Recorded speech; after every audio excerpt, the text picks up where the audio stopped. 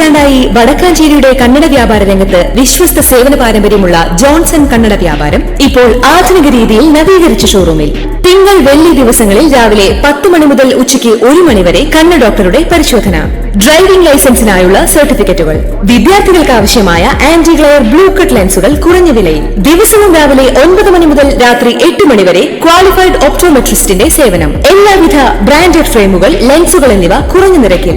Johnson Kannada വ്യാപാരം, John's tower, divine ആശുപത്രിക്ക് എതിർവശം, Vadakkanchery. Phone 94963474. Mundakkai Chooralmala ദുരന്തത്തിൽ പുനരധിവസിപ്പിക്കേണ്ട കുടുംബങ്ങളുടെ അന്തിമ പട്ടിക സർക്കാരിന് സമർപ്പിച്ചു.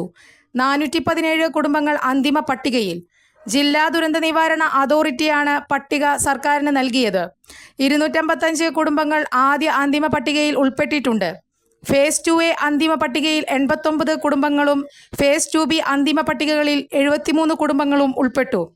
മുണ്ടക്കൈ പ്രദേശത്തെ 17 കുടുംബങ്ങളെ കൂടി അധികമായി പട്ടികകളിൽ ഉൾപ്പെടുത്തിയാണ് സർക്കാരിന് ശുപാർശ നൽകിയിരിക്കുന്നത്. പട്ടികയുമായി ബന്ധപ്പെട്ട 100-ലധികം അപ്പീലുകളും സർക്കാർ പരിശോധനയ്ക്ക് വിട്ടു. പടവെട്ടിക്കുന്നും റാട്ടപ്പാടിയും അട്ടമലയും പട്ടികയിലില്ല. ജില്ലാ ദുരന്ത നിവാരണ അതോറിറ്റി യോഗം ചേർന്നിരുന്നു. ഇതിന് പിന്നാലെയാണ് അന്തിമ പട്ടിക സമർപ്പിച്ചത്. പടവെട്ടിക്കുന്നും റാട്ടപ്പാടിയും അട്ടമലയും ഉൾപ്പെടുത്തണമെന്ന് സമരസമിതി ആവശ്യപ്പെട്ടിരുന്നു. കൂടുതൽ വാർത്തകൾക്ക് ഞങ്ങളുടെ ചാനൽ സബ്സ്ക്രൈബ് ചെയ്യുക. ഫേസ്ബുക്ക് ഫോളോ അപ്പ് ചെയ്യുക. വാർത്തകൾ വേഗത്തിലറിയാൻ എനി ടൈം ന്യൂസ്.